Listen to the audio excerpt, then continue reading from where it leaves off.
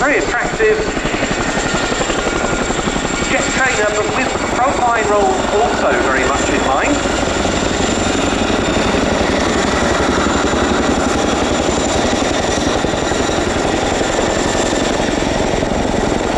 Squadron operational pilot and training captain. He joined the RAF in 2007 and was posted to trifodium to fly Chinooks in 2011. Since arriving on the force, he's played part in exercises and operations around the globe, including the Falkland Islands and 4 operational detachments to Afghanistan, amassing 1,300 hours on type. The aircraft now banked to the right, running out down the left of the crowd. As the crew come down crowd centre, the challenge here is to descend exactly on the marker.